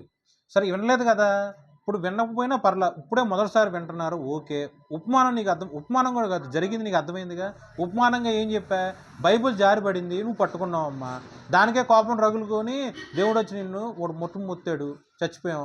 దానివల్ల దేవుడిని ఏమనుకోవాలి? దేవుడు కోపిస్తాడు అనుకోవాలా? ఆ అబ్బాయిలో ఏదో లోపం ఉంది కాబట్టి అప్పుడెప్పుడో గతంలో చేసిన పాపం బయటపడింది. ఆ సమయంలో పాత పాపాలన్నీ దేవుడు గుర్తుపెట్టుకొని ఇప్పుడు చేసిన పాపం మీద ఒకసారిగా శిక్ష వేశాడంటావా? ఇప్పుడు చెప్పు విషయాలు నువ్వు. చూడండి, దేవుడు కొన్ని ఆజ్ఞలు ఇచ్చాడు బైబిల్లో. నిర్గమాకాండంలో ఆ యొక్క 10 ఆజ్ఞలు మోషే గారి ద్వారా లిఖింపబడి ఉంటాయి. 10 ఆజ్ఞలు ఉంటాయి. అలాగే దేవుడి యొక్క మందసం ఉన్నప్పుడు ఆ మందసాన్ని ఎవరు మోయాలి? ఆ మందసాన్ని ఎవరు ఆరాధించాలి? ఎవరు ఆ మందసానికి నైవేద్య బలులు అర్పించాలి? ఎవరు ఆ యొక్క మందసం ఎదుట దహన బలులు అర్పించాలి? ఆ యొక్క దేవుడి యొక్క ఆలయంలో ఉన్నప్పుడు పరిశుద్ధ స్థలము, అతి పరిశుద్ధ స్థలంలోనికి మనిషి అనేవాడు వెళ్ళటానికి కూడా కష్టం. ఒకవేళ మనిషి వెళ్ళేటప్పుడు సంవత్సరానికో లేకపోతే అలా రేరుగా వెళ్తారు. వెళ్ళేటప్పుడు ఆ మనిషికి కూడా నడుము చుట్టూతో ఒక తాడు కడతారు. ఎందుకనుకున్నా, లోపలికి వెళ్ళిపోయిన తర్వాత వాళ్ళు చేసిన పాపం బట్టి దేవుడి యొక్క అగ్ని వాళ్ళ మీద రాజుకొని వాళ్ళు చచ్చిపోయారు అనుకో, నడుచుకుంటా బయట రాలేడుగా. వాళ్ళు రాకపోయేసరికి ఆ టైం దాటిపోయినా, సమయం దాటిపోయినా రాకపోయేసరికి ఆ తాడు వెనకలు అవుతారు. మనిషి వస్తే ఓకే, ఒక్కోసారి సమయం వస్తాడు, ఒక్కోసారి బూడిదే వెనక్కి వస్తాడు. సో దాని అర్థం ఏంటి? దేవుడు ఏమన్నా కోపిస్తాడన్నా? పక్షపాతం కలిగినాడా? గతంలో చేసిన 199 పాపాలన్నీ గుర్తుపెట్టుకొని నీ యొక్క 100వ పాపం మీద దేవుడు ప్రతీకారం తెచ్చుకునేవాడా? ఆయన మనిషి అనుకున్నావా ఏంది? మందసం ఎవరు మోయాలి? మందసం ఎలా తీసుకెళ్ళాలి? మందసం ఎక్కడ ఉండాలి? ఇవన్నీ దేవుడు మోషే కాలంలోనే, నిర్గమాకాండంలో, సంఖ్యాకాండంలో చక్కగా వివరణ ఇచ్చాడు. తర్వాత చూడండి, ఏ జాతి వాళ్ళు, ఎవరి గర్భవాసాన్ని జన్మించిన ఎవరు ఆ యొక్క మందసాన్ని మోయాలని కూడా దేవుడు ముందుగానే ప్రీడిఫైన్ చేసి ఇచ్చేసాడు. మోషే, ఇదిగో నువ్వు ఈ పని, అహరోను నువ్వు ఈ పని, అహరోను పిల్లలారా నువ్వు ఈ పని చెయ్యాలి, లేవీయులు వంశీయులారా మీరు ఈ పని చెయ్యాలి, హిత్తీయులారా మీరు ఈ పని చెయ్యాలి అని ప్రతి ఒక్కడికి దేవుడు ఒక పని అప్పచెప్పేశాడు. ఓకే, ఆ పని వాళ్ళు పని చేయలేదు. చూడండి, సంఖ్యాకాండం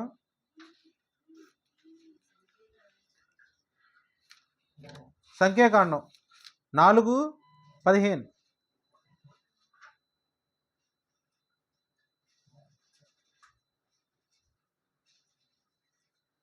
4:15లో దండు ప్రయాణమైనప్పుడు అహరోనును అతని కుమారులను పరిశుద్ధ స్థలము యొక్క ఉపకరములన్నిటినీ కప్పుట ముగించిన తరువాత కహాతీయులు దాన్ని మోయరావలెను. అయితే వారు చావకున్నట్లు పరిశుద్ధమైన దానిని ముట్టకూడదు.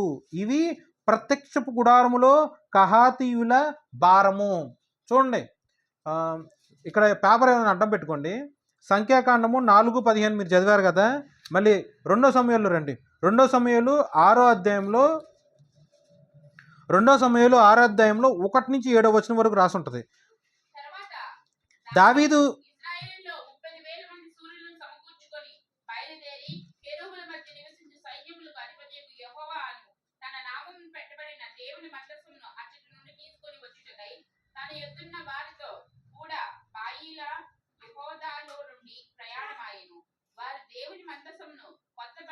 వెలిగించి గిబియాలోనున్న అబీనాదాబు యొక్క ఇంటిలో నుండి తీసుకొని రాగా అబీనాదాబు కుమారులకు ఉజ్జయును అహన్యోయును తన ఆ కొత్త బండిని తోలిరి.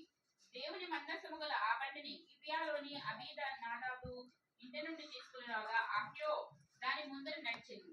దావీదును ఇశ్రాయేలు అందరూ సత్వ వృక్షపు కర్రతో చేయబడిన నానా విధములైన సితారాలను, స్వరమండలములను, తంబురులను, మృదంగములను, పెద్ద తాళములను వాయించుచు యెహోవా సన్నిధిని నాట్యమాడుచుండిరి. వారు నాబోను కళ్ళను దగ్గరికి వచ్చినప్పుడు ఎడ్లకు కాలు జారినందున ఉజ్జా చేయి చాపి దేవుని మందసమును పట్టుకొనగా యెహోవా కోపము ఉజ్జా మీద రగులుకొనెను. అతడు చేసిన తప్పును బట్టి దేవుడు ఆ క్షణమందే అతన్ని మొత్తగా అతడు అక్కడనే దేవుని మందసం వద్ద పడి చనిపోయాను. చాలండి. ఉజ్జాయి ఏం చేశాడు? ఆ యొక్క ఎడ్ల బండి తోలుతా వెళ్తున్నాడు. ఎడ్ల బండి తోలుతున్నప్పుడు ఎడ్ల యొక్క కాళ్ళు స్లిప్ అయినాయి, జారినాయి. ఎడ్ల బండి మీద ఉన్న దేవుడి యొక్క మందసము పడిపోద్దేమో అనుకొని ఉజ్జాయి అని అనుకొని మందసం పడకుండా ఉండాలని చెప్పి చేయి పెట్టాడు. చేయి పెట్టంగానే ఆ తప్పు అక్కడ బైబిల్లో రాసేసి ఉంది. నేనేమో క్రియేట్ చేసి చెప్పట్లా, బైబిల్లో రాసేసి ఉంది.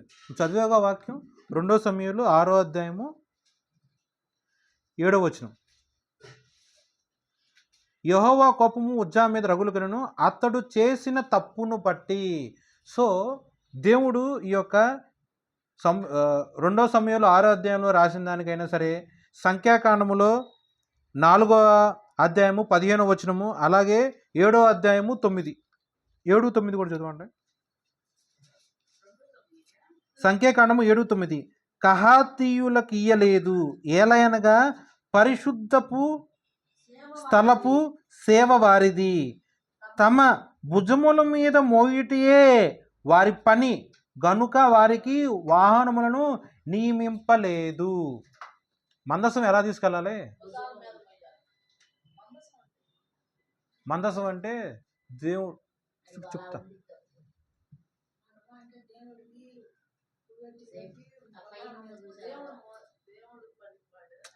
కాదు సరే, ప్రాక్టికల్గా చెప్తా చూడండి. నేను చెడుగా చెప్పట్లా, నీకు అర్థం కావడానికి చెబుతున్నా. విలువైన వస్తువులు ఉన్నాయి, నువ్వు ఆ విలువైన వస్తువుల్ని ఎందుకు, వెండి బంగారం కన్నా కూడా డైమండ్స్ ఉన్నాయి, నీకు ఇస్తా, నువ్వు దాయి. ఎలా దాస్తావు? త్వరగా చెప్పమ్మా. పెట్టులో పెడతావు. మన దగ్గర బాగా డబ్బులు ఉంటే బీరువాలో పెట్టి తాళం వేసేస్తావు, పద్దాగా పెట్టుకోగా మరి. అట్లాగే దేవుడి యొక్క ఆజ్ఞలుగా ఉన్న 10 ఆజ్ఞలు. మోషే యొక్క కాలంలో దేవుడు 2 రాతి పలకలను తెప్పించాడు.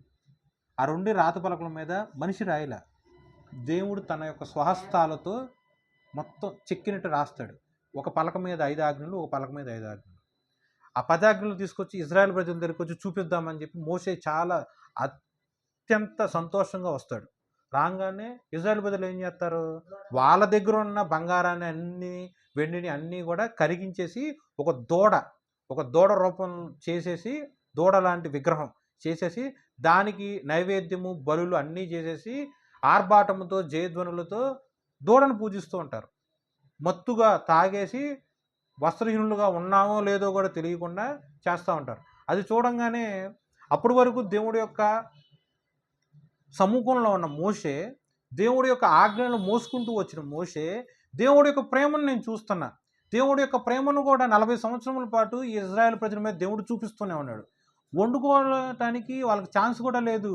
మన్నాను కురిపించాడు దేవుడు. ఉతుక్కుంటానికి కూడా వాళ్ళకి దేవుడు ఛాన్స్ ఇవ్వాలా. వాళ్ళ ఒంటి మీద ఉన్న బట్టలు ఒక జత వేసుకుని ఒక జత తీసుకుంటానికి కూడా దేవుడు ఛాన్స్ ఇవ్వాలా. ఒంటి మీద ఉన్న బట్ట, ఇవాళ ఉన్న బట్ట రేపు ఉంటే చెమట కంపు కొట్టిద్దాము, కానీ వాళ్ళకి బట్ట కూడా మాసిపోవాలా. కాళ్ళకున్న చెప్పులు బాగా నడుస్తూ ఉంటే కొద్ది నెలల తర్వాత చెప్పులు తెగిపోతాయేమో, కానీ వాళ్ళ చెప్పుల్లో ఒక్కడు కూడా చెప్పు తెగిపోవాలా, విడిపోవాలా. సో వాళ్ళ చెప్పులు ఎలా ఉన్నాయి, వాళ్ళ బట్టలు ఎలా ఉన్నాయి, వాళ్ళ పొట్ట అంటే వాళ్ళ ఆహారం ఎలా ఉంది. ఎండ తగలకుండా మేఘంగా ఉన్నాడు, చీకటి ఏంటో తెలియకుండా అగ్నిస్తంభంగా ఉన్నాడు. ఇంతగా దేవుడు కాచి కాపాడుతుంటే వీళ్ళు వెళ్ళి ఏం చేశారు? దూడకి దగ్గరికి వెళ్ళి మొక్కుతున్నారు, దూడను పూజిస్తున్నారు. దేవుడు యొక్క కోపము అభిషేకింపబడిన ఆ యొక్క మోషేకి బాగా రగులుకొని కోపంలో ఆ యొక్క 2 పలకలు ఇసురు కొట్టాడు, పగిలిపోయింది. ఆయన గద్దించిన గద్దింపుకి అందరూ భయపడిపోతారు. ఇక మోషే యొక్క భయము కోపము చూడలేక కొంతమంది ఏమో మోషే వైపు వస్తారు, కొంతమంది ఏమో అక్కడున్న దేవుడి యొక్క వ్యతిరేకత కలిగిన ఒక వ్యక్తి ఉంటాడు, అతను తగినట్టు ఉంటాడు. లేదు లేదు అలా కాదు, మేము తప్పు చేసాం, మమ్మల్ని క్షమించు క్షమించు క్షమించు అని అందరూ బతిమలాడుతూ ఉంటారు. అప్పుడు చేసిన తప్పు ఒప్పుకున్నారు కాబట్టి అప్పుడు మళ్ళీ మోషే శాంతించిన తర్వాత మళ్ళీ 2 పలకలు రాస్తారు. ఆ మందసం అంటే ఇప్పుడు నీకు ఇచ్చిన వెండి బంగారములు గొప్ప విలువైన వస్తువులు ఎలా అయితే ఒక పెట్టెలో పెట్టి దాస్తావో 2 రాతి పలకలను తెచ్చి ఒక బాక్స్లో పెట్టి ఆ బాక్స్ను మూసేస్తారు. ఆ బాక్స్లో పలకలు ఉంటాయి కాబట్టి ఆ బాక్స్ ఎవరన్నా పట్టుకుంటానికి మనిషి యొక్క చేతులు, మనిషి యొక్క ఆలోచనలు పాపంలో ఉన్నాం. బాక్స్ మీద చేపెట్టామంటే పలక మీద చేపెట్టినట్టేగా. సో అది బాక్స్ ముట్టుకున్నా సరే పాపంగా ఉంటుందని చెప్పేసి ఆ బాక్స్ మీద బారు రాడ్లు, చెక్కతో చేపట్టిన ఇంత బారు కర్రలు లాంటివి 2 పెడతారు. ఎలా? ముందు ఇద్దరు పట్టుకోవడానికి, వెనకాల ఇద్దరు పట్టుకోవడానికి, మధ్యలో బాక్స్ వేలాడుతుంది. మనిషి కూడా ఎవడు కూడా డైరెక్ట్గా బాక్స్ పట్టుకోవడానికి ఛాన్స్ లేదు. ఆ 2 కర్రలను ఆధారం చేసుకొని ముందు ఒకటి వెనకాల పట్టుకుంటారు. బాక్స్ ఆ కర్ర మీద వెయిట్ టాలీ అవుద్ది. అది మందసం అంటే. ఓకే, ఇది పాత నిబంధన గ్రంథం. ఇది పాత నిబంధన గ్రంథం. అర్థమైందా? ఒక బిందె ఉంది, ఆ బిందెని 2 వ్యక్తులు లేపాలి, బిందె ముట్టుకోకూడదు. అప్పుడు ఏం చేస్తారు? బారు కర్ర దాని మీద పెట్టేసి తాడులతో ఆ యొక్క బిందెని చుట్టూ లేపేసి ముందు ఒకటి వెనకాల పట్టుకుని లేపుతారు. అర్థమైందా అమ్మా? ఇది మందసం అంటే. ఈ యొక్క మందసానికి దేవుడు ఆనాడే మోషే కాలంలోనే ఇజ్రాయేల్ ప్రజలు ఐగుప్తు దేశం నుంచి తీసుకొచ్చిన పిమ్మట ఆనాడే దేవుడు ఒక ఆజ్ఞ ఇచ్చాడు, లేవీయులు వచ్చి ఇలా చెయ్యాలి. అలాగే ఈ యొక్క సంఖ్యాకాండంలో 4వ అధ్యాయము 7వ అధ్యాయంలో కూడా రాసుంది. ఎలా రాసుంది? కహీతీయులు ఉన్నారంట. ఆగండి, లేవీయులు ఎలాగనో కహీతీయులు కూడా ఒక తెగ. ఓకే, వాళ్ళకు మాత్రమే దేవుడు ఆ ఛాన్స్ ఇచ్చాడు. కహీతీయులు మాత్రమే మందసం మోయాలి. ఎలా మోయాలి? భుజముల మీద మోసుకుంటూ మోసుకుంటూ వెళ్ళాలి ఒక ప్రాంతంలోంచి ఒక ప్రాంతంలోనికి. ఎడ్ల బండి మీద తీసుకెళ్తానికి లేదు. అది కూడా వాక్యంలోనే ఉంటుంది. అది కూడా ఈ సంఖ్యాకాండం 9వ అధ్యాయము 15వ వచనం.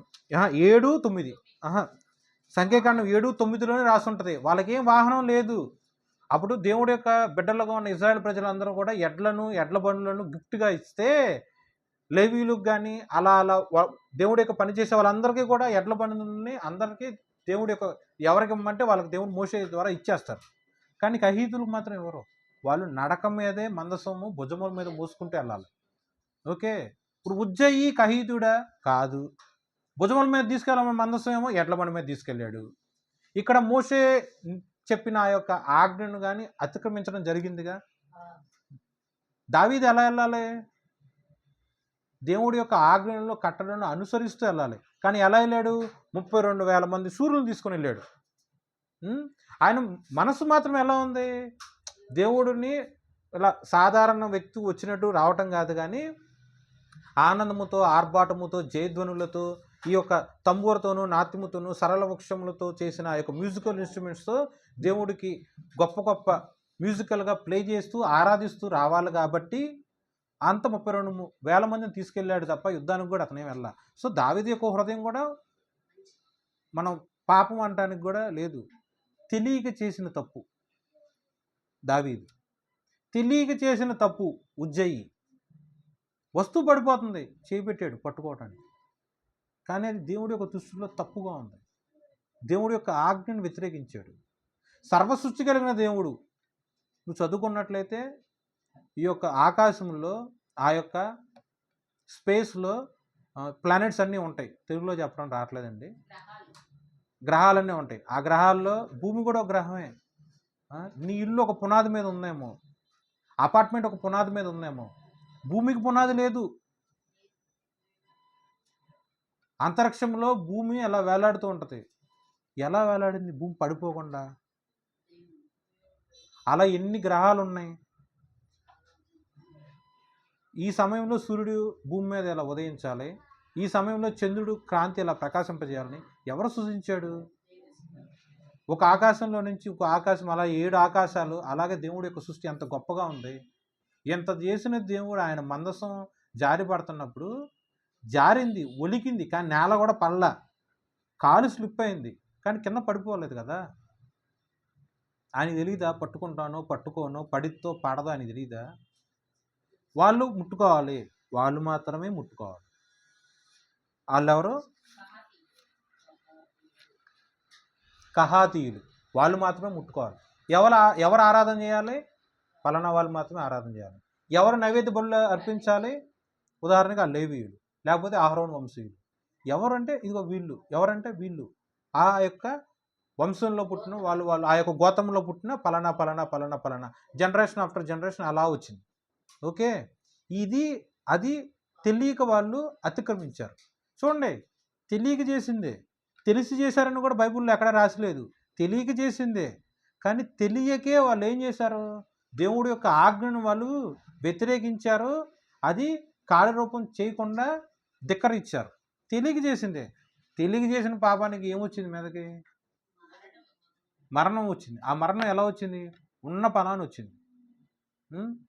ఉన్న ఫలాన్ని వచ్చింది. ఇదంతా కూడా పాత నిబంధన గ్రంథమే. ఇదంతా పాత నిబంధన గ్రంథము. అప్పుడు దేవుడు యెహోవా దేవుడు కాబట్టి ఆయనకు రోషం, ఆయనకు పౌరుషం. ఇప్పుడు యేసుక్రీస్తు ప్రభు కాబట్టి యేసుక్రీస్తు ప్రభుకి ప్రేమ ఎక్కువ, యేసుక్రీస్తు ప్రభుకి కృప ఎక్కువ. యేసుక్రీస్తు ప్రభు సిలువ మీద నా కోసం రక్తం దారపోసాడు. యేసుక్రీస్తు ప్రభు తన యొక్క రక్తపు ఆఖరి బొట్టు వరకు కూడా నా కోసమే త్యాగం చేశాడు, దారపోసాడు. నేనంటే దేవుడికి చాలా ప్రేమ అని అనుకుంటున్నాం.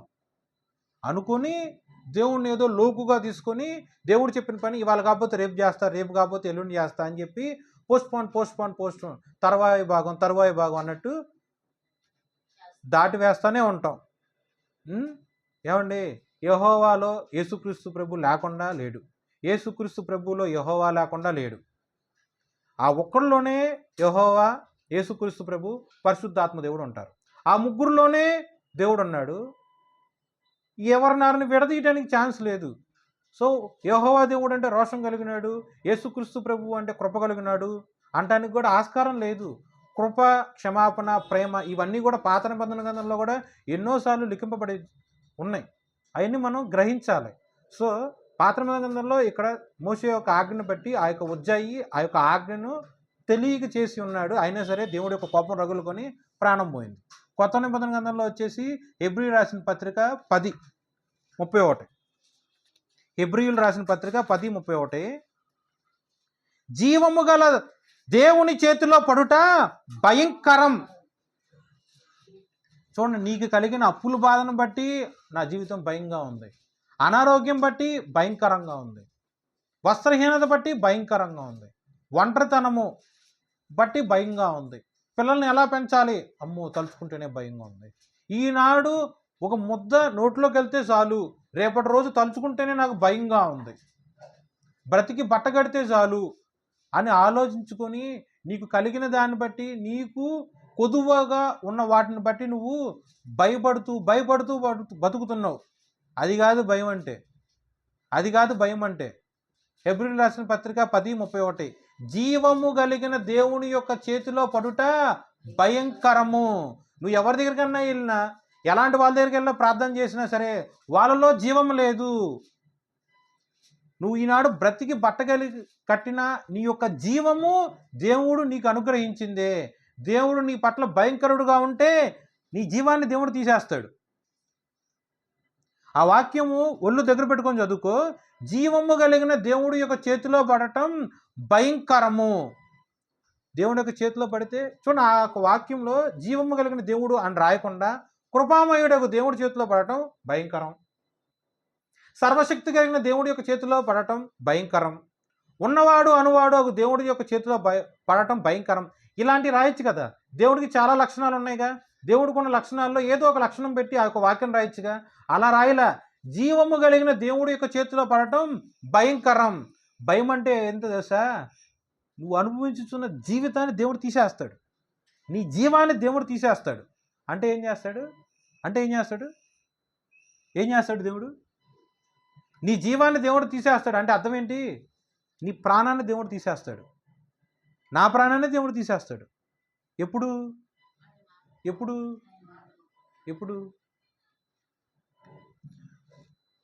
చదివారు వాక్యం? జీవము గల దేవుని చేతిలో పడుట భయంకరము. ఒక మనిషి చేతిలో, సౌలు చేతిలో దావీదు పడినప్పుడు గొప్ప యుద్ధశీలుగా గొలియాదుని చంపిన దావీదు సైతము సౌలుకి 1000, దావీదుకి 10,000 కొలది స్తోత్రములు అని మనుషులందరి చేత కూడా స్తుతింపబడ్డ పొగడబడ్డ ఆ యొక్క దావీదు సైతము హెబ్రీ రాసిన పత్రిక 10:31 ప్రాణ భయంతో బిక్కుబిక్కుమంటూ పారిపోయాడు. అడవుల్లోకి వెళ్ళిపోయాడు, గృహంలో వెళ్ళిపోయాడు. ఎండ లేదు, వాన లేదు, కడుపున అన్నం లేదు. ఒకానొక సందర్భంలో ప్రాణం కాపాడుకోవడానికి పిచ్చోడులాగా ప్రవర్తిస్తూ తన యొక్క ఉమ్ముని తన యొక్క గడ్డం మీద నుంచి కారి పడిపోయేటట్టు ప్రవర్తించాడు, నటించాడు. ప్రాణం ఎవరు తీసేస్తాడన్న భయంతో. పిచ్చోడు నా దగ్గర తీసుకొచ్చావేంది, తీసి పరకం పడాయి అంత దావీదుని తరిమి అని చెప్పి ఆ యొక్క రాజు చెప్తాడు.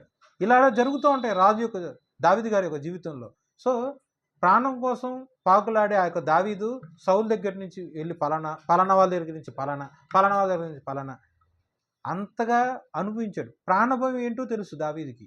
అలాంటి దావీదు అంటున్నాడు, మనిషి చేతిలో పడితే ఏదో సందర్భంలో నువ్వు పారిపోవచ్చు. ఆ ఊరిలో నాకు శత్రువులు ఉన్నారు, ఓకే అయితే ఏంటి, ఈ ఒక్క ఊరేనా ఏంటి, కొల్లూరు కాకపోతే తెనాలి కాకపోతే ఆంధ్రప్రదేశ్లో కాకపోతే తమిళనాడు, అసలు ఈ దేశం కాకపోతే ఇంకో దేశంలో బతుకుతా, వాళ్ళు ఏమన్నా దేశం దాటి వచ్చి నన్ను చంపుతారా అని అనుకుంటానికి ఆస్కారం ఉందా లేదా?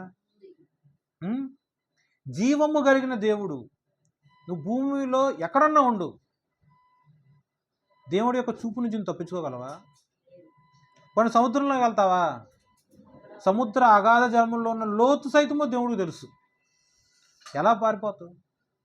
పాతాళ లోకంలోకి వెళ్తావా? ఎంతకాలం ఉంటావు, ఎన్నేళ్ళు పట్టుకుంటావు, దేవుడికి తెలియదా? ఆకాశంలో ఉంటావా, ఎన్నాళ్ళు పట్టుకుంటావు, దేవుడికి తెలియదా? సో ఆయన కంటి చూపుకి దూరంగా నువ్వు ఎక్కడికి పారిపోలేవు, ఆయనకి నువ్వు దాక్కొని నువ్వు ఎక్కడ బతకలేవు. మనిషి చేతుల్లో పడితే ఏదో ఎక్కడో చోట పారిపోవచ్చు. కానీ ఆ మనిషి వయసు గడుస్తున్న కొద్దీ, రోజులు గడుస్తున్న కొద్దీ ఉన్న కోపము, ఇవాళ ఉన్న కోపం ఒక వారానికో, 10 రోజులకో, నెల రోజులకో కొంచెమన్నా తగ్గిద్ది. ఆ యొక్క పగ సైతము సంవత్సరాల తరబడి కొంచెం తగ్గిద్ది. ఆ యొక్క కోపము, ఆ యొక్క ఆవేశము యుక్త వయసు యవ్వన కాలంలో ఉన్నప్పుడు ఒకలాగా ఉంటుంది, ముసలోడుగా ఉన్నప్పుడు ఒకలాగా ఉంటుంది. సో మనిషి చేతిలో పడితే ఎప్పుడో కొట్టరా తప్పించుకొచ్చాం. కానీ వాక్యం ఏం చెప్తుంది? జీవము కలిగిన దేవుడి యొక్క చేతిలో పడటము ఎలా భయంకరం, నీ ఆయుష్, నీ జీవం భయంకరంగా అవుతుంది దేవుడి యొక్క చేతిలో పడితే. సో ఏం చేయాలి? కుదువుగా ఉండి, నువ్వు సర్వశక్తి కలిగిన దేవుడివి, నీకు వ్యతిరేకంగా నేనేం చేయలేను, నన్ను క్షమించు, నీ చిత్తము చొప్పున నా బ్రతుకుని నువ్వు స్వాధీనపరచుకొని నీకేది ఇష్టమో అదే నువ్వు జరిగింపచేయి. ఇన్నాళ్ళు మటుకు నేను చేసుకోగలను అనుకొని మానవ ప్రయత్నాలు అన్నీ చేశా, నా వల్ల ఏం కాల, నన్ను క్షమించు, ఈసారి నువ్వు తీసుకో, ఇదిగో నీకే మొత్తం అప్పచెప్తున్నా, నా ఆయుష్ నీకు అప్పచెప్తున్నా, నా జీవము నీకు అప్పచెప్తున్నా, నేను తినే తిండి నీకు అప్పచెప్తున్నా, నేను వెళ్ళే ప్రయాణం నీకు అప్పచెప్తున్నా, నా ఒంటి మీద వేసుకునే బట్టలు నీకు అప్పచెప్తున్నా, నా బిడ్డని నీకు అప్పచెప్తున్నా, నా కుటుంబాన్ని నీకు అప్పచెప్తున్నా, నా తల్లిదండ్రులు నీకు అప్పచెప్తున్నా, ప్రతిదీ సమస్తము నేను నీకు అప్పచెప్తున్నా, నువ్వు స్వాధీనపరచుకొని నువ్వే లీడ్ తీసుకొని నువ్వే జరిగింపజేయి.